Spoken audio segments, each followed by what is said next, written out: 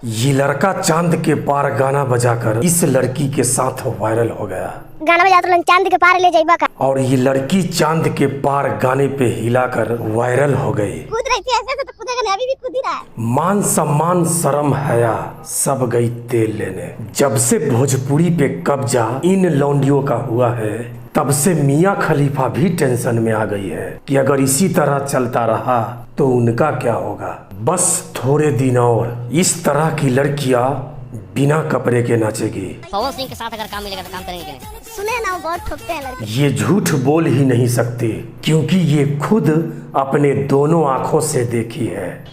ऐसी लौंडियों को जूता भिजाकर 50 जूता मारने में कोई पाप नहीं। कौन सी पहले लेते हैं तब काम देते हैं। यही होता है जब कोई रातों रात कुछ बन जाए।